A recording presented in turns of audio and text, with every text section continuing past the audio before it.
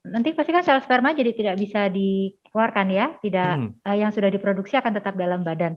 Nah, nanti mungkin ada pertanyaan ya, aduh jangan-jangan nanti jadi kanker gitu ya, Mm-mm. atau jangan-jangan nanti jadi ada masalah lain. Nah, ternyata tidak. Karena memang secara alami sel sperma itu dalam waktu 72 jam dari diproduksi akan mati sendiri, nanti akan diserap oleh badan. Hai sahabat TCID, kalian sedang mendengarkan podcast Suara Akademia. Ngobrol seru isu terkini bareng akademisi. Halo sahabat TCID, selamat datang di podcast Suara Akademia. Minggu kali ini kita akan membicarakan topik yang lumayan seru dan juga kayaknya bisa dipakai buat kehidupan sehari-hari gitu, baik buat yang sudah berkeluarga ataupun yang belum berkeluarga. But first, let me introduce myself. Saya Muammar Syarif, podcast produser dari The Conversation Indonesia, dan untuk episode kali ini masih direkam menggunakan Zoom ya, karena memang situasi di luar terlihat tidak apa-apa, tapi sebenarnya masih mengancam. COVID naik lagi, jadi kita rekamannya menggunakan Zoom dulu. Untuk kali ini, kita akan membahas tentang yang namanya program keluarga berencana. Banyak yang melihat bahwa program KB ini tuh kok kayaknya lebih banyak penetrasinya ke kaum perempuan saja. Tapi sebenarnya apakah program KB ini itu bisa diikuti oleh kaum laki-laki dan kira-kira bagaimana implementasinya, right? Sekarang di Zoom kali ini kita sudah tersambung dengan dosen Fakultas Kedokteran dan Ilmu Kesehatan dari Universitas Katolik Indonesia Atmajaya, ada Mbak Mutiara Riani, biasa dipanggil Mbak Tia. Halo, Mbak Tia, apa kabar? Sehat? Halo Mas Syarif, sehat. Terima kasih. Gimana kabarnya Mas Syarif? Alhamdulillah sehat.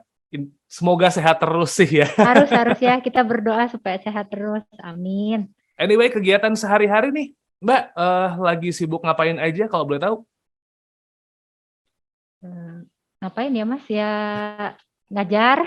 Mm-hmm. Saya juga kok jadi nanya ya kena ngapain gitu. Lagi ngajar paling Mas ngajar. Lalu kalau hari-hari yang memang mengharuskan ada di rumah sakit, periksa pasien atau nemenin mahasiswa kedokteran yang lagi pendidikan ya di rumah sakit.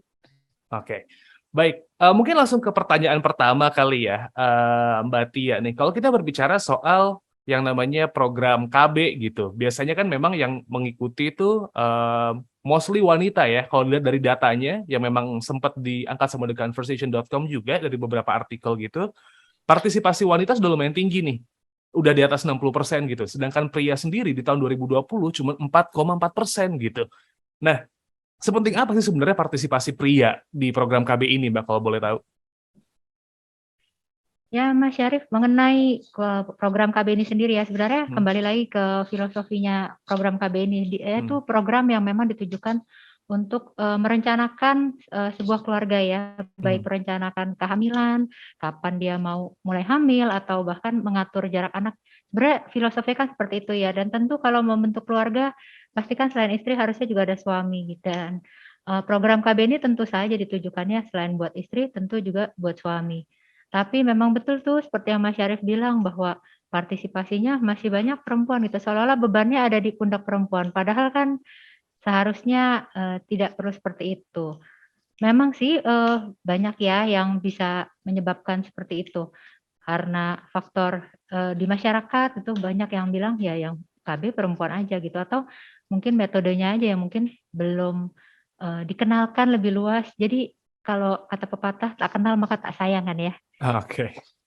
Jadi memang sebenarnya artinya ada permasalahan di sosialisasi untuk kaum laki-laki nih, Mbak, mengenai program KB ini sendiri. Karena kan mungkin kalau back to the old days zaman-zaman sekolah, orang kan hanya identiknya kalau memang program KB itu tuh hanya ada pil KB, mungkin yang sangat familiar gitu ya, atau mungkin KB suntik, sedangkan untuk yang pria sendiri memang bahkan tidak sempat dikenalkan gitu. Ya, betul-betul Mas. Memang saat ini masih banyak promosinya itu berupa berbagai macam metode yang bisa digunakan pada perempuan.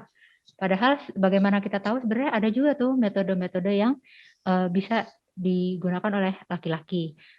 Selain karena pengenalan yang masih kurang, mungkin juga kadang-kadang banyak mitos ya. Hmm. banyak mitos-mitos yang menyertai masing-masing metode itu. Kan kalau saya boleh kasih penjelasan sedikit tentang metode ini, Mas. Kalau yang buat pria itu, misalkan suaminya diminta untuk pakai kondom gitu ya. Iya. Atau bisa juga kalau yang jangka panjang dilakukan pemotongan dan pengikatan saluran sperma. Tapi sayang sekali saat ini mitosnya itu atau banyak yang menyamakan bahwa pengikatan saluran sperma itu sama dengan kalau yang kita bilang itu dikebiri gitu ya. Padahal itu sebenarnya dua hal yang sangat berbeda gitu. Nah, jadi kadang-kadang karena masyarakat kita juga tentu saja background-nya saat ini masih lebih banyak yang mendengarkan kata saudara atau kata tetangga atau bahkan mungkin lebih percaya dengan mitos-mitos atau info di media sosial gitu. Nah, itu saya rasa di situ sih Mas ya yang harus kita coba untuk memperdalam lagi gitu pengenalannya. Oke, tadi sempat nge-mention nih Mbak Tia gitu, it's a different thing gitu ya antara kebiri sama tadi kayak penghambatan jalur sperma gitu. Perbedaannya apa sih Mbak sebenarnya? Kalau yang dikenal dengan kebiri itu sebenarnya penghasil hormon laki-laki atau kita sebut sebagai testosteron itu pabriknya ditutup. Jadi seorang laki-laki ya mungkin secara fungsi seksualitasnya menjadi tidak ada gitu ya. Tapi kalau yang kita kenal sebagai pengikatan saluran sperma atau bahasa medisnya vasektomi, yang diputuskan itu hanya saluran spermanya saja, tapi fungsi seksualitas yang dipengaruhi oleh hormon testosteron itu masih berfungsi dengan sangat baik. Jadi seharusnya tidak perlu khawatir dan itu ya seperti saya bilang itu dua hal yang berbeda sekali gitu. Tidak sama gitu ya dan kalau yang menjalani vasektomi tidak perlu khawatir fungsi seksualitasnya akan terganggu atau bahkan mungkin menimbulkan keluhan pada pasangan. Itu kira-kira Mas Syarif. Nah, tapi yang jadi lumayan tricky nih, kalau kita berbicara soal vasektomi gitu ya, banyak banget nih kayaknya kaum pria gitu yang mungkin belum teredukasi dengan baik gitu, Mbak, gitu ya. Jadi kayak masih takut, masih deg-degan juga. Nah, sebenarnya ini tuh aman nggak sih buat pria kalau misalnya memang pengen melakukan vasektomi gitu? Karena kan banyak yang bilang, aduh kalau aku vasektomi nanti kayaknya bakal bahaya buat ke depan-depannya nih, atau misalnya bakal ada efek jangka panjangnya nih. Enggak kok Mas, kalau prosedur itu sendiri nggak menimbulkan masalah atau keluhan baik secara medis maupun fungsi secara sosial ya sebagai laki-laki, sebagai manusia gitu yang hidup bersama-sama dengan orang lain. Karena kalau prosedur itu sendiri tentu itu prosedur yang sifatnya kalau kami bilang tuh operasi kecil. Prosedur yang minor gitu yang bisa dikerjakan bahkan di dalam setting rawat jalan tidak perlu harus nginap atau harus ada persiapan khusus. Dan kemudian setelah dilakukan prosedur itu nanti pasti kan sel sperma jadi tidak bisa dikeluarkan ya, tidak yang sudah diproduksi akan tetap dalam badan. Nah, nanti mungkin ada pertanyaan ya, aduh jangan-jangan nanti jadi kanker gitu ya, atau jangan-jangan nanti jadi ada masalah lain. Nah, ternyata tidak. Karena memang secara alami sel sperma itu dalam waktu 72 jam dari diproduksi akan mati sendiri, nanti akan diserap oleh badan. Akan kalau kami bilang dimusnahkan oleh sistem pertahanan tubuh itu sendiri. Jadi nggak usah khawatir.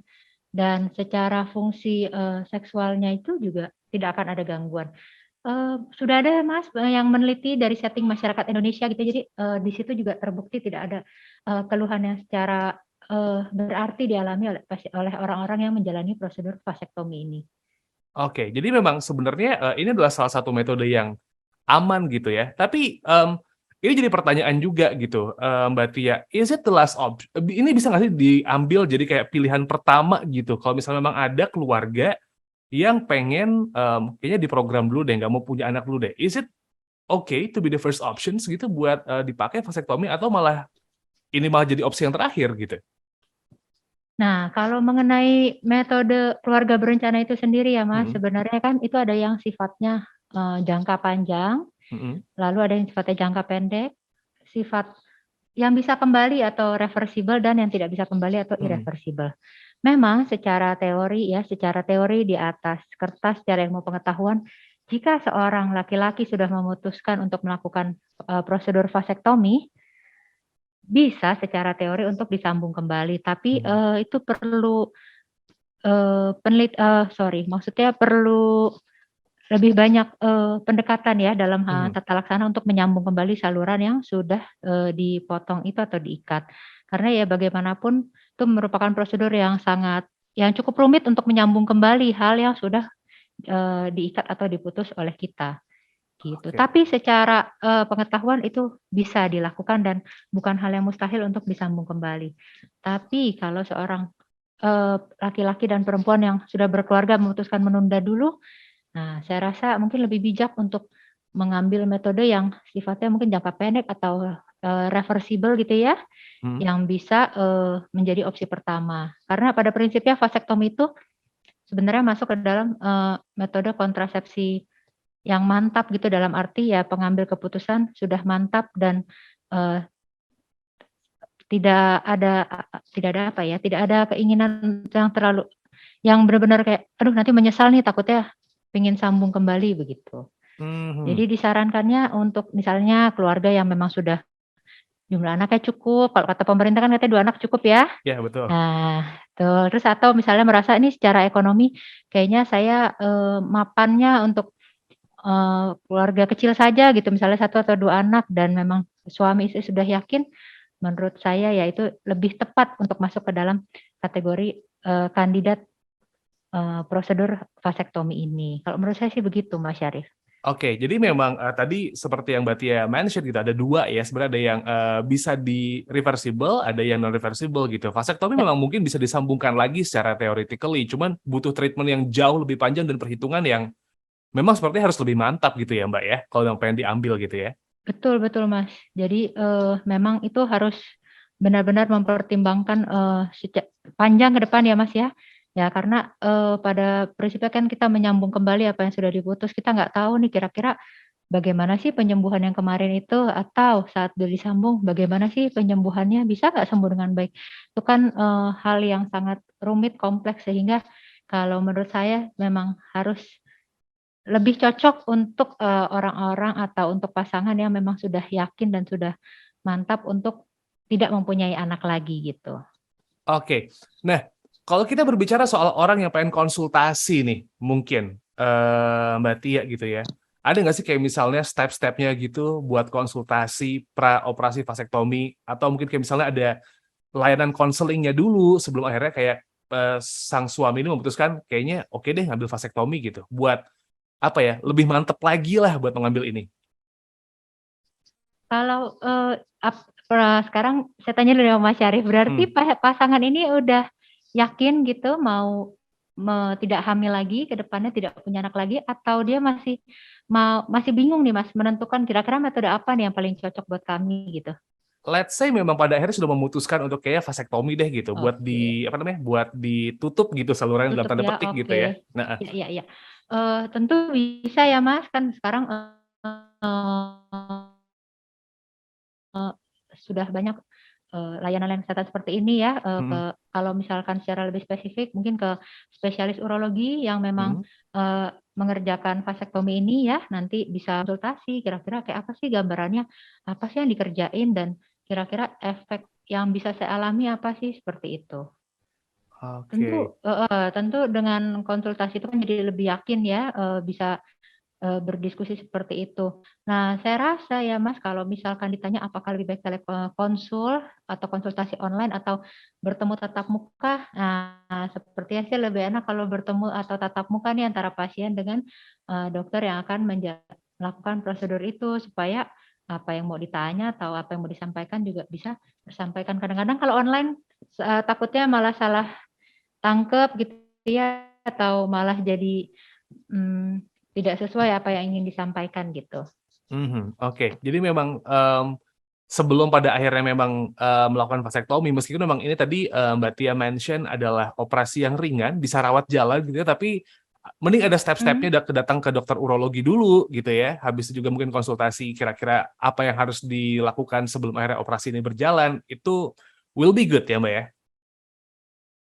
Betul betul, dan juga kan menjalin ini ya, menjalin hubungan baik, komunikasi yang baik itu dengan dokter yang akan melakukan prosedur itu dan juga pasien yang akan menjalani prosedur tersebut. Jadi ada trust antara dokter sama pasiennya, bisa bina raport dengan baik gitu, Mas. Oke. Nah, program KB untuk pria nih Mbak, kita mungkin balik ke program KB lagi ya. Ini kayak apa ya, agak-agak asing mungkin di kuping, bahkan saya sendiri gitu, yang orang awam gitu, emang ada ya program KB untuk pria gitu. Cuman kalau misalnya kita nge-refer nih ke negara-negara yang ada di luar negeri gitu, sebenarnya udah ada belum sih penerapan program untuk pria gitu, program KB untuk pria di negara lain tuh udah ada belum sih? Terus impact-nya kayak gimana nih Mbak? Kalau di negara lain itu, sudah banyak ya Mas, yang, menjalani prosedur, KB untuk pria ini dalam hal ini secara khusus vasektomi ya. Mhm. Kalau secara global, data global itu yang paling banyak Kanada, mereka bilang Oke. 20-30%. Tapi memang kalau di negara-negara di Asia Tenggara, bahkan di Indonesia itu memang rendah, Mhm. cakupannya gitu ya, di bawah 5%. Karena ya mungkin banyak faktor tadi saya bilang itu ya, secara sosial, juga bagaimana pendekatan, masyarakat di suatu daerah, suatu negara tentu akan mempengaruhi populer apa tidaknya juga pilihan itu, gitu. Tapi kalau secara impact, sama Mas, karakteristik yang di luar maupun di dalam negeri, sama-sama menyatakan bahwa itu adalah prosedur yang aman untuk dikerjakan, eee, tidak ada efek samping atau efek jangka panjang juga yang bisa dialami oleh, pasien-pasien yang menjalani prosedur ini. Oke.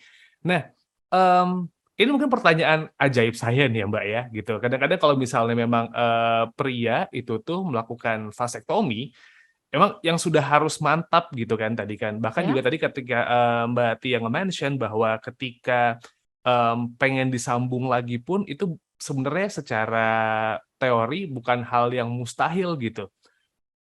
Ini kalau misalnya Betul. ada orang yang mau iseng-iseng aja gitu, Mbak, bahkan kayak nggak tahu gitu, artinya memang ada permasalahan soal kognitif di, apa ya, ada permasalahan soal kognitif di edukasi soal KB untuk pria ini sebenarnya ada miss di situ nggak sih, Mbak?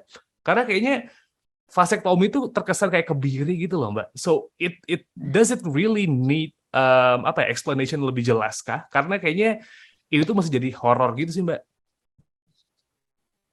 Iya iya iya iya. Memang, kadang-kadang salah kaprah ya Mas Mhm. di, masyarakat menangkapnya ya itu tadi ya, dianggapnya kebiri gitu secara fungsi seksual udah tidak, ada lagi dan tentu bisa, berbahaya ya untuk, keutuhan, rumah tangga gitu, dengan hubungan dengan pasangan. Tapi sebenarnya kalau yang kami maksud dengan vasektomi itu jauh berbeda dengan, eee, istilah kebiri itu Mas. Jadi ya mungkin harus diedukasi kembali ya, digencarkan kembali gitu promosi kesehatannya, diinformasikan ulang bahkan kalau perlu dengan menggunakan media gambar gitu biar lebih jelas, kayak Mhm. apa sih bedanya antara vasektomi sama kebiri itu, padahal kan sebenarnya 2 hal yang, beda banget gitu. Kalau secara tujuannya pun juga sama, berbeda sekali gitu ya. Mhm. Jadi mungkin saran, yang terbaik adalah kita, sosialisasikan kembali gitu, kita sampaikan kembali edukasinya lewat media cetak, media sosial, dengan menggunakan gambar gitu biar lebih jelas atau lebih ada bayangan. Jadi, membuat kekhawatiran atau ketakutan-ketakutan yang ada saat ini bisa menjadi lebih berkurang dan diharapkan cakupan layanannya menjadi lebih besar dan lebih baik gitu. Oke, tapi kan banyak yang juga bilang ketika ini sudah masuk di level operasi nih, Mbak Tia, mmm, orang kalau sudah menyebut kata operasi itu selalu takut. Entah itu di istilah Iya, medis ataupun di jalanan ya, "Wah, ada operasi nih," orang udah takut gitu. Bahkan kalau ke rumah sakit pun juga ketika ada operasi juga, lumayan takut gitu. Ini kan soal iya iya. apalagi soal biaya dalam tanda petik, gitu ya, kayak Mmm. biaya operasi itu lumayan mahal. Semahal itu kah, Mbak? Dan mungkin sebenarnya kan banyak orang juga ikut BPJS gitu kan, Mmm. sebenarnya di-cover nggak sih kalau memang ada, keluarga yang memutuskan kayak, "Kita mau vasektomi deh," gitu. BPJS cover apa enggak dan emang semahal itukah atau sebenarnya nggak sengeri yang dibayangin, Mbak? Kalau secara biaya, terus terang mungkin saya bukan orang yang tepat untuk menjelaskan mengenai biayanya ini, tapi rasanya karena ini dari segi jenis tindakannya saja termasuk operasi yang kecil dan bahkan mungkin bisa dalam setting rawat jalan gitu ya, jadi one day care. Nah, Mhm, saya rasa sih biayanya mungkin nggak akan sebesar dengan operasi-operasi lain gitu ya. mhm. Namun kalau misalnya mengenai cover BPJS dan lain-lain, mohon maaf jika saya ternyata mungkin salah menyampaikan informasi, tapi setahu saya di cover di tempat-tempat tertentu, mungkin di vaskes, tipe A gitu mungkin ya, tapi memang lebih banyak kasus-kasus seperti ini yang nggak di-cover. Jadi mungkin kita perlu, menyuarakan juga nih, mungkin BPJS bisa mulai melirik, eee, masalah-masalah ini untuk mungkin dimasukkan dalam cakupan pembiayaan mereka gitu. Karena kan tujuannya supaya, pertumbuhan penduduk di Indonesia bisa ditekan ya, Mhm. dan bisa diharapkan kualitas yang dihasilkan pun dari, eee, generasi-generasi mendatang juga terjaga dengan baik itu karena kan memang persiapannya baik, kemudian, eee, selama dia dirawat dari kecil hingga nanti besar juga baik sehingga menghasilkan generasi emas. Oke. Nah, ini berarti ya, kalaupun memang pada akhirnya nih, negara gitu ya, pengen memang mungkin let's say menggencarkan lagi ngasih Mmm, informasi tentang, program KB untuk pria ini gitu. Langkah-langkah ya, apa aja nih yang perlu diambil sama pengambil kebijakan nih berarti ya? saya rasa yang pertama ya mengenai pembiayaan itu ya Mas, Mhm, kalau memang dia bisa nyatakan tercover seluruhnya dengan menggunakan pembiayaan BPJS, saya rasa, secara penerimaan akan lebih baik lagi gitu. mhm, Karena kan mereka tidak perlu mengkhawatirkan mengenai pembiayaan. oke, Kemudian yang kedua, sosialisasi dan, edukasi ke masyarakat ini Mas, mhm, yang perlu digencarkan kembali supaya mematahkan mitos-mitos ataupun kepercayaan yang selama ini masih beredar di masyarakat ya, ya, mengenai kekhawatiran mereka kalau seandainya menjalani prosedur ini kira-kira ada efek jangka panjang atau tidak, berbahaya secara kesehatan atau tidak. Nah, saya rasa itu, 2 hal itu sih yang utama yang untuk ditingkatkan terlebih dahulu. Seharusnya jika memang keduanya, eee, baik penyampaiannya ke masyarakat juga baik, pasti penerimaan masyarakat dan persepsi mereka mengenai metode ini akan lebih baik sehingga ke apa ya, tingkat tingkat kepercayaan mereka terhadap metode ini dan kerelaan mereka untuk menjalani juga makin baik seharusnya ya. mhm, mhm, mhm. Jadi memang sebenarnya, pelaksanaan program KB yang untuk pria ini tuh bisa dibilang, berjalan pelan, itu karena satu, mungkin banyak sekali mitos-mitos di luaran sana yang, beredar, yang didengar dari kata orang yang sebenarnya itu justru salah, Ya, gitu. Yang kedua juga, mungkin sosialisasi dan juga, apa ya, ngasih tahu bahwa sebenarnya KB ini juga bukan hanya tugas wanita saja gitu, tapi pria juga harus ikut serta di betul situ. betul. Jadi akhirnya, terkesan berjalan statis, itu yang membuat sebenarnya program KB untuk pria ini tuh, belum berjalan sesuai dengan, apa ya, Harapan. harapan gitu ya, Mbak, ya. Iya Jadi iya, akhirnya angka partisipasinya pun kalau nge-refer data tahun 2020 juga masih rendah gitu. Jadi memang sepertinya, apa ya, sosialisasi yang, apa ya, sosialisasi yang lebih gencar dan juga mungkin lebih, detail ke pria itu sangat dibutuhkan artinya ya, Mbak, Tia, ya? betul betul. Jadi, sosialisasi itu sih Mas ya, mungkin kalau yang benar-benar harus dievaluasi ulang nih dan mungkin harus disampaikan dengan metode atau pendekatan yang lebih lebih apa ya, lebih lebih ramah kepada kaum pria gitu, Mhm, yang mhm. memberikan mereka, gambaran ataupun informasi bahwa ya itu bukan sesuatu hal yang menakutkan gitu dan kalaupun dikerjakan ya itu, akan aman saja, baik Oke, untuk dia sendiri maupun untuk pasangannya gitu. iya, yang harus di-bottom line dari obrolan kita, kali ini nih, Mbak, Tia, vasektomi dan kebiri 2 hal yang berbeda ya? Mungkin itu yang kayaknya Betul jadi betul orang mungkin banget, sempet takut gitu. ya. Oke, Jangan-jangan nanti ada sesuatu nih pada saya kalau habis menjalani, vasektomi gitu misalnya mhm, ya. mhm. Jadi memang dua hal yang berbeda gitu. Mbak Tia mungkin ada yang ingin disampaikan lagi Mbak mengenai topik obrolan kita hari ini soal partisipasi pria dalam program keluarga berencana yang memang sampai sekarang masih menjadi permasalahan gitu. Karena kalau kita ngelihat di luar mungkin orang identik kalau misalnya dengar KB itu ya pil KB lah, spiral, suntik gitu ya. Yang produk buat Ya, pria tuh nggak buat ada gitu. ya, ya. Buat bapak-bapak yang di luar sana, kita sapa bapak-bapak aja kali ya Mas. Bapak-bapak yang di luar sana mungkin yang lagi mendengarkan podcast kami, nggak usah khawatir kalau misalkan suatu saat ada informasi ataupun ada tawaran untuk menjalani prosedur vasektomi ini. Ini adalah prosedur yang aman dan juga tidak akan memberikan efek samping atau kejadian ikutan yang tidak menyenangkan atau tidak mengenakan, baik jangka pendek maupun jangka panjang. Justru keputusan ini merupakan salah satu bentuk atau partisipasi kita ya dari bapak-bapak semua sebagai masyarakat Indonesia gitu untuk membantu menekan laju pertumbuhan penduduk di Indonesia gitu dengan harapan supaya kesejahteraan masyarakat pun makin meningkat dan juga anak-anak yang dilahirkan bisa mendapatkan apa yang menjadi hak mereka, bukan cuma sekedar kebutuhan papan sandang pangan tapi juga hak mereka untuk mendapatkan pendidikan yang baik, mendapatkan pergaulan dan lingkungan sosial yang baik, yang sejahtera, sehingga hasilnya pun nanti di masa yang akan datang mereka memang menjadi generasi-generasi penerus bangsa yang emang berkualitas baik juga. Kalau saya boleh memberikan saran, tidak perlu khawatir jika memang ditawarkan untuk menjalani prosedur ini. Bahkan ya seharusnya bisa menjadi sumbangsih yang baik gitu ya untuk Indonesia. Oke, mungkin bisa sedikit diulang Mas sebelum kita sebelum kita tutup obrolan kali ini gitu. Kapan nih Mbak waktu yang tepat gitu ya untuk seorang suami untuk memutuskan vasektomi nih? Mungkin bisa diingetin lagi gitu.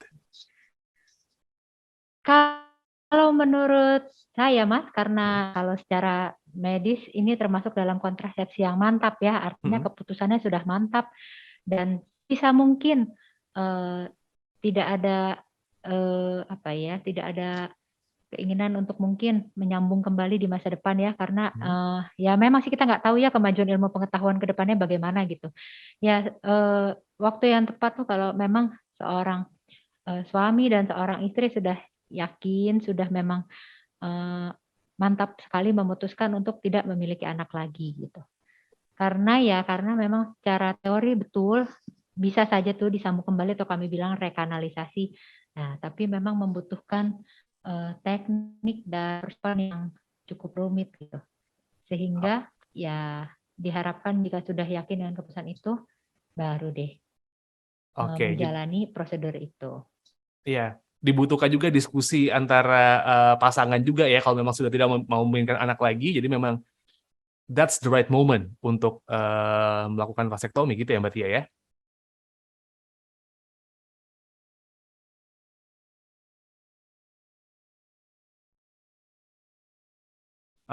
Sorry, Mas Syarif, tadi kurang terdengar kayak di tempat saya putus-putus. Oke, jadi artinya memang harus ada diskusi dari masing-masing gitu ya, dari masing-masing pasangan gitu, dari pihak suami, pihak istri. Kalau memang sudah mantap, kayaknya kita memang cukup punya 2 anak saja.